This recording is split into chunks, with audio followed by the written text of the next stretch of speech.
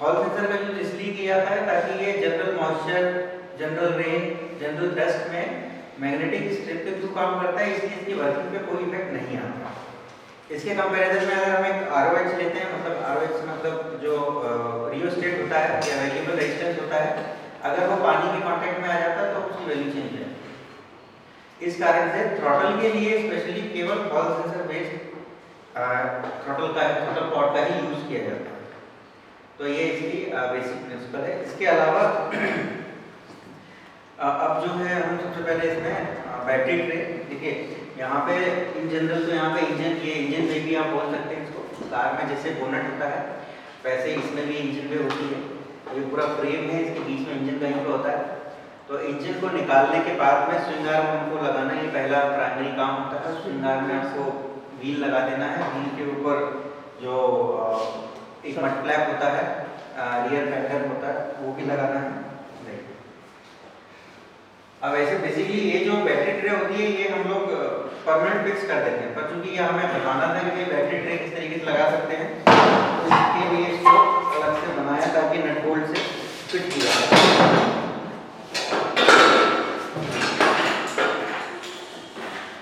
Swing arm जो होगी suspension के साथ में जुड़ी होती है, इसलिए पक्की रोड पे या फिर जो पॉटहोल होते हैं, सड़कों पे गड्ढे वगैरह जो होते हैं, उनके साथ में स्विंग आर्म अप डाउन उसमें मोमेंटम होता है, थोड़ा सा मोशन होता है। लेकिन बैटरी ट्रे स्टेबल होनी चाहिए, क्योंकि बैटरी एक ऐसा पार्ट है जिसमें टर्मिनल्स होते हैं, प्लस माइनस पावर सप्लाई होती है। अगर ये बार बार कहीं पे मूव करती है या वाइब्रेशन होते हैं तो at a certain time period, after कुछ समय बाद इनमें ऐसी चीज हो जाती है कि ये स्पार्क हो सकता है, इसमें कुछ एक्सीडेंट हो सकता है। इसलिए इसको स्टेबल रखना जरूरी है। और यही सभी गाड़ियों में आप लोग देखिए कि व्हील से कनेक्टेड नहीं होते हैं। तो ये जो बैटरी ट्रे है ये स्विंग आर्म से लगभग 3 इंच के आसपास ऊपर रहेगी, ताकि स्विंग आर्म को 3 इंच का गैप मिल जाए। अभी फिलहाल हम लोग इसको फिट कर लेते हैं। फिर मैं जो आज कंट्रोलर लेके आए हैं, कल वाला जो कंट्रोलर था वो 160 डिग्री का 120 डिग्री का साइन वेव कंट्रोलर था, रिजनरेटिव रेटिंग भी थी, बट उसमें एक कंडीशन ये थी कि BLDC मोटर पे तो काम करता था, बट विदाउट हॉल सेंसर के सिग्नल को काम नहीं करेगा। लेकिन एक इसमें इंटेलिजेंट कंट्रोलर भी आते हैं, जैसे ये मेरे हाथ में जो है, ये एक सिंपल 1000 वॉट तक का कंट्रोलर है, 3-in-1 है। आप 48 से भी चला सकते हैं, 60 से भी चला सकते हैं, 72 वोल्ट से भी चला सकते हैं। जितना हायर वैल्यू वोल्टेज की रहेगी उतना ही कम करंट की जरूरत हमको पड़ेगी। It is very obvious. अब उसके बाद में यहाँ पर देखिए जितने भी कम्युनिकेशन पोर्ट दिए हुए हैं, ये तो पावर वायरिंग हो गई अलग, जैसे मोटर ऑपरेट होती है, बैटरी का इनपुट होता है, ये होता है इसके कम्युनिकेशन पोर्ट। कम्युनिकेशन पोर्ट में आप देखिए जैसे यहाँ 2 लेवल लिखा हुआ है। जैसे कल किसी फैकल्टी ने या फिर सर ने हमसे पूछा था कि वायरों की सिंबल जो है या वायरों के साथ में कलर कोडिंग कैसे हम पहचान सकते हैं। तो अब देखिए जैसे मैंने कल भी बताया था कि जिसमें सिग्नल होते हैं, मतलब प्लस माइनस नहीं है, उसको येलो कलर से इंडिकेट कर सकते हैं। तो आप देखिए यहाँ पे येलो कलर ही है और लो लेवल लिखा हुआ है।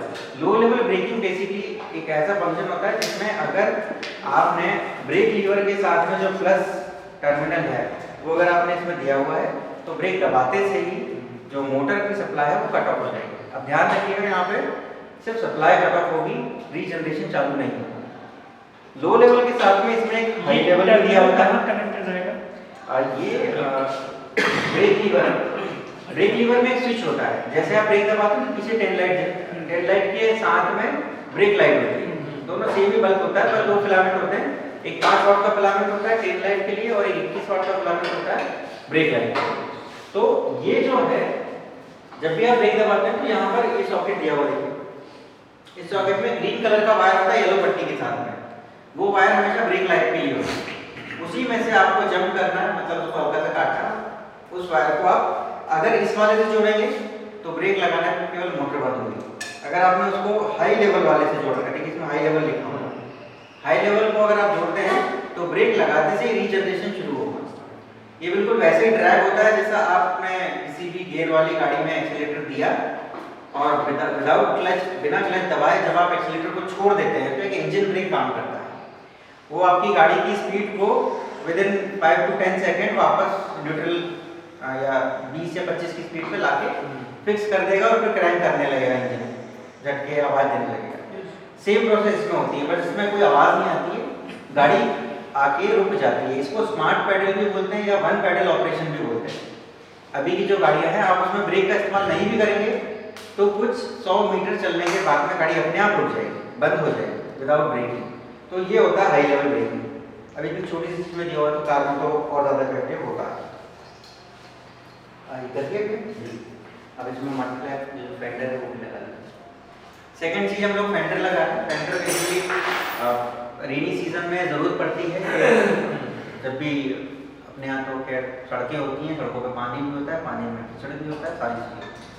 तो उन सब के प्रोटेक्शन के लिए, क्योंकि कंट्रोलर भी जस्ट ऊपर है, बैटरी पैक भी वहीं पे है, तो पानी वहाँ तक डायरेक्ट ना पहुँचे, इसलिए ये जो फेंडर है इसको लगाना अच्छा होता है।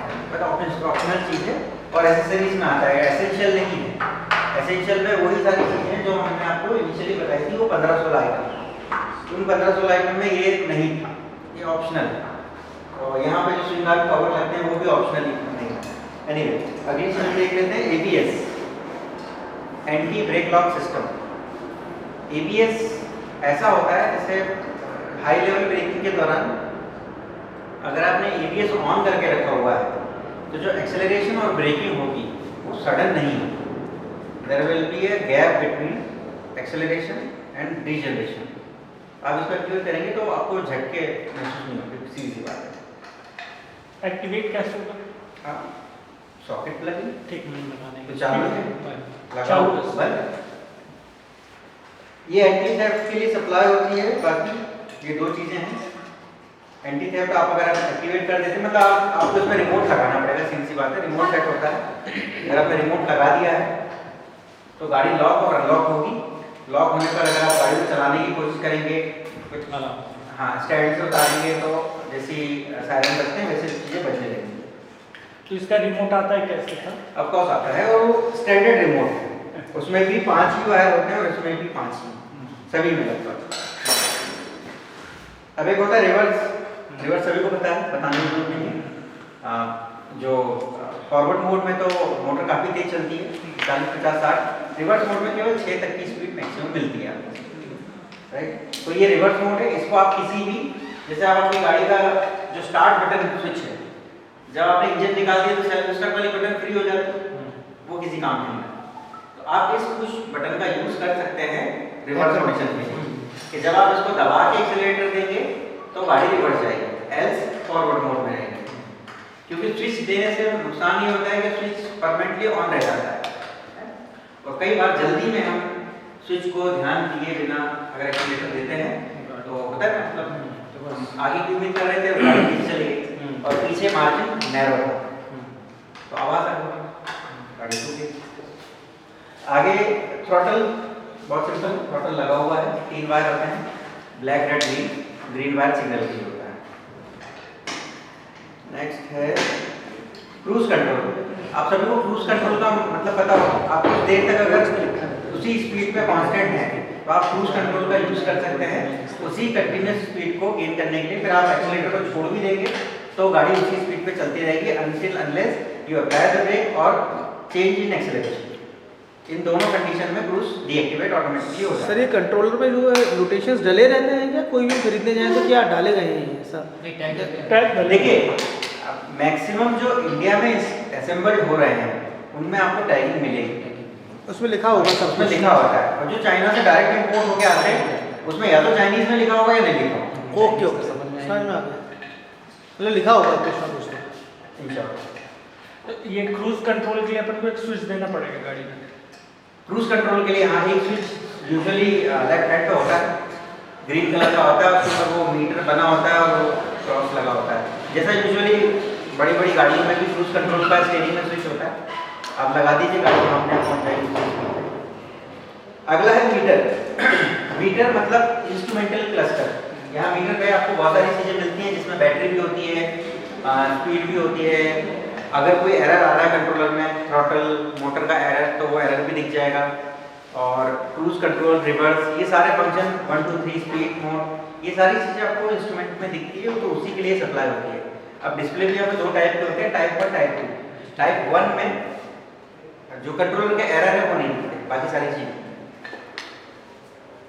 ये जो ग्रीन कलर का है ये है बेसिकली रिमोट स्विच, जैसे मेन सप्लाई तो यहाँ से जाती है, लेकिन कंट्रोलर को एक्टिवेट करने के लिए इग्निशन स्विच होता है। तो उस जब तक आप इसको 48 या फिर जो भी पावर सप्लाई है उसका प्लस नहीं देंगे तब तक ये कंट्रोलर एक्टिवेट नहीं होगा। 3 स्पीड लिखा हुआ, जो बीच वाला है जब आप उसको मतलब इस सॉकेट को ओपन रहने देंगे, कुछ नहीं करेंगे, तो second by default second speed पे गाड़ी चलेगी। जब आप ब्लैक को ब्राउन से कनेक्ट कर देंगे तो स्पीड बंद हो जाएगा, मतलब और स्लो हो जाएगी। और ब्लैक को जब गुलाबी रेड बोलते रेड, ये ब्राउन है और एक ये जैसे ही है ब्राउन, उससे कनेक्ट कर देंगे तो थर्ड स्पीड में स्पीड काफ़ी तेज मिलती है। अब इसके बाद में जो लास्ट है ये हॉल सेंसर का है, ये मोटर में ही लगा होता है। जब तक ये 5 वायर मोटर के नहीं कनेक्ट होंगे जनरल कंट्रोलर काम नहीं करेगा। लेकिन जैसे मैंने आपको बताया कि ये ड्यूल मोड कंट्रोलर है, ये विदाउट हॉल सेंसर भी मोटर को चला सकता है, लेकिन उस केस में मोटर एक बार हल्की सी पीछे जाती है फिर आगे घूमती है, जस्ट टू डिटेक्ट कि हाँ मैग्नेटिक फील्ड कहाँ पे है, किस पोजीशन पे।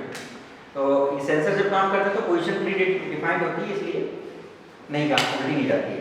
अब उसके बाद में लास्ट 2 बचे हुए हैं, सेल्फ स्टडी और soft and hard start. Soft and hard start verbal मुझे बताने की जरूरत नहीं, इसका मतलब क्या होगा। सेल्फ स्टडी में इन तीनों का कॉम्बिनेशन, कभी कभी जब मोटर जो भी बनाते हैं या जहाँ भी असेंबल्ड होती है, कलर कोडिंग कई बार मिसमैच होती है कंट्रोलर की और मोटर की। उस केस में क्या करना होता है, आपने कलर टू कलर वायर लगाया और एक बार आपको सेल्फ स्टडी एक्टिवेट करना होता है। उस केस में जो कोडिंग है वो वापस से डिकोड हो जाती है और जो मोटर है वो स्मूथ चलने लगती है। अदरवाइज आपको कलर टू कलर आपको चेंज करके 3 वायर है तो 9 कॉम्बिनेशन आपको ट्राई करने पड़ेंगे। अब क्योंकि 3 वायर ये हैं और 3 हॉल सेंसर के हैं, तो इस तरीके से 81 कॉम्बिनेशन हो जाते हैं। तो ये बहुत मुश्किल है, इसलिए सेल्फ स्टडी आपको बहुत मदद करता है। इसको लगा देते हैं। बैटरी के साथ में वायर है,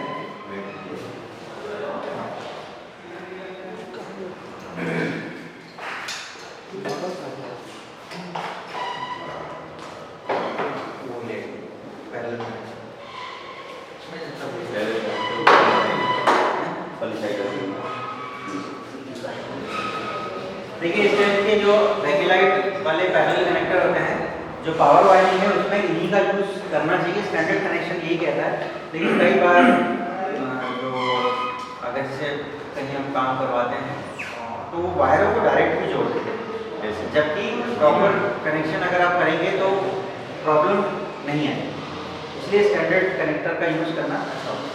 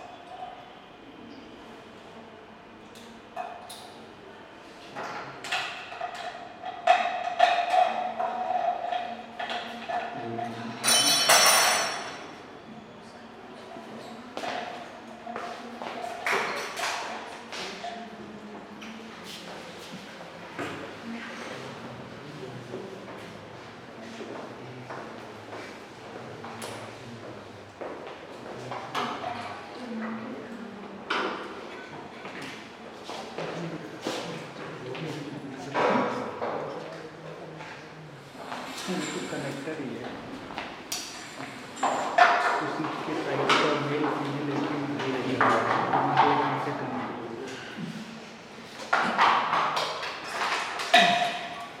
कनेक्टर्स के साइज फिक्स है, तो जो उसमें लगेंगे उनके साइज फिक्स है। हाँ वो तो किसी और को किसी और में लगेगी। टायर से 2 टाइप की वायर आती है, एक तो 3 फेज के वायर हो गए और बाकी उसमें पतले पतले वायर होंगे। कंट्रोल उसके कौन सा सेंसर बोलते हैं उसको? Hall sensor. और वो हॉल सेंसर वाले वायर बेसिकली आ रहे होते हैं एक्सीलेटर से, उसी से स्पीड वेरी होती है।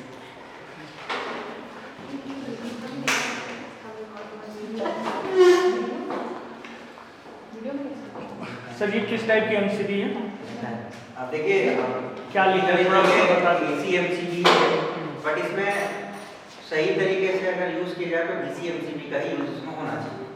बट मार्केट में डीसी एमसीबी इतनी आसानी से मिलती नहीं है, और जो मिलती है वो बहुत महंगी मिलती है। जैसे फॉर एग्जांपल ये 200 में आपको एमसीबी मिल जाएगी। ये कितने एम्पियर की एमसीबी आप लगा रहे हैं?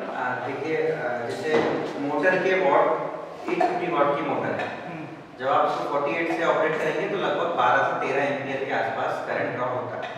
एमसीबी जस्ट डबल यूज करते हैं। जैसे आप 12 एम्पियर है तो आप 25 एम्पियर की यूज कर लीजिए, तो क्या होता है जब आपने 2 लोगों को बैठाया हुआ है तो जो लोड फैक्टर है वो डबल हो जाता है। उस केस में भी एमसीबी ट्रिप नहीं होनी चाहिए। एमसीबी ट्रिप केवल उसी केस में होनी चाहिए कि आपने बहुत ज़्यादा शॉर्ट सर्किट के इस केस में अगर कुछ होता है तो बैटरी का प्रोटेक्शन के लिए ये लगभग 24 एम्पियर की बैटरी है, तो थोड़ा सा और ज़्यादा 25 से 30 एम्पियर तक की एमसीबी का यूज़ कर सकते हैं। ये सारे रफ कैलकुलेशन होते हैं जिसके बेसिस पे आप एमसीबी का सिलेक्शन कर सकते हैं।